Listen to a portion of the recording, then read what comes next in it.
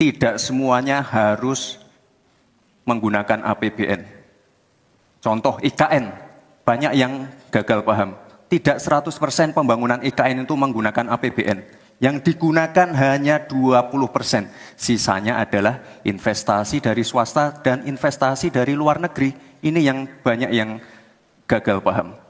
Lalu kita mengacu ke pertanyaan, infrastruktur fisik atau SDM, dua-duanya penting. Dan dua-duanya harus dijalankan secara paralel. Karena sekali lagi, untuk menuju Indonesia emas dibutuhkan generasi emas. Kita butuh future talents yang menguasai future skills. Untuk itu, di tingkat SMK misalnya, kita perlu alat-alat yang ada di SMK itu bisa memenuhi kebutuhan zaman, kebutuhan industri. Sehingga ketika anak SMK lulus, mereka benar-benar bisa siap kerja, siap menerima tantangan kerja. Lalu, untuk fisik, tidak selalu harus dari APBN, sekali lagi. Bisa kolaborasi, misalnya dengan swasta, dengan CSR. Jadi tidak semuanya harus dibebani oleh APBN.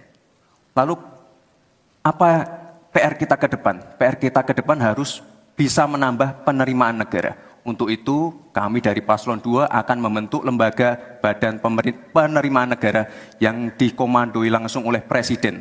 Sehingga nanti ketika berkoordinasi dengan kementerian-kementerian ini bisa lebih luas. Dan sekali lagi kita ingin menaikkan rasio pajak sehingga penerimaan negara nanti bisa kita gunakan untuk pendidikan, untuk kesehatan, dan lain-lain. Terima kasih. Mohon tenang, masih ada waktu. Terima kasih.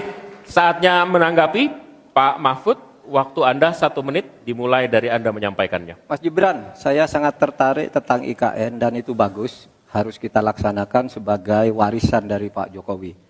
Tapi tadi saya tergelitik, anggaran untuk IKN itu hanya 20% dari APBN dan sisanya dari investor. Sejauh yang kita baca, sampai sekarang belum ada satupun investor yang masuk ke sana. Coba kalau ada sebut. Kalau ada sebutkan misalnya 2 atau 1 gitu, investor mana yang sudah masuk ke sana. Yang saya dengar justru ada ratusan ribu hektar tanah sudah dikuasai oleh pengusaha-pengusaha tertentu sekarang ini. Nah, saya setuju ke depannya itu agar mengundang investor, IKN harus diteruskan tetapi pendanaannya harus sesuai dengan tujuan semula, bahwa itu sebenarnya mengundang investor. Tapi sekarang ini yang sudah jadi itu semuanya dari APBN. Sehingga memang diperlukan langkah-langkah perbaikan agar warisan baik Presiden Jokowi ini bisa kita lanjutkan. Terima kasih, selesai. Baik. Terima kasih. Kita masih lanjut. Mohon tenang. Selanjutnya giliran calon wakil presiden nomor urut 1 Bapak Muhaimin Iskandar untuk memberikan tanggapan. Waktu Anda 1 menit. Kita mulai ketika Anda mulai berbicara. Mohon tenang dulu. Iya. Saya baru tahu kalau boleh di sini juga. Supaya lebih dekat sama panelis. Bisa mulai. Jadi saya setuju bahwa yang paling penting bukan soal infrastruktur dulu atau SDM dulu. Yang paling penting dari ini adalah kemampuan membaca skala prioritas. Seluruh proyek-proyek besar yang ambisius, ini IKN sebagai salah satu contoh saja, itu kalau hanya mengandalkan APBN hampir 500 triliun.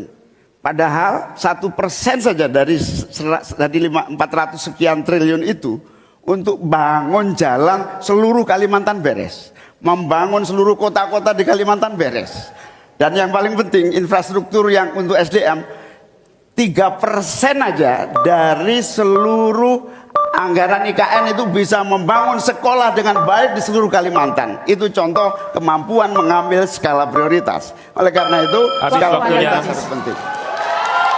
Mohon tenang. Sekarang kita berikan kesempatan kepada Pak Gibran untuk menanggapi atas tanggapan yang sudah disampaikan. Silakan. Baik, saya izin menanggapi Gus Muhaimin dulu. Saya ingat sekali Gus Muhaimin dulu sempat ikut meresmikan dan potong tumpeng di IKN. Ini gimana? Ini nggak konsisten. Dulu dukung, sekarang nggak dukung karena menjadi wakilnya Pak Anies yang mengusung tema perubahan. Sekali lagi Gus, mohon maaf, IKN ini bukan hanya membangun bangunan pemerintah, tapi juga sebagai simbol pemerataan pembangunan di Indonesia, sebagai simbol transformasi pembangunan di Indonesia. Dan untuk menanggapi Prof. Mahfud, Prof, mungkin nanti setelah pulang dari debat bisa di Google, sudah banyak yang masuk Mayapada, Agung Sedayu. Dan nanti akan tambah lagi mungkin setelah Pilpres, karena mereka pasti akan wait and see melihat stabilitas politik di Indonesia. Terima kasih Prof.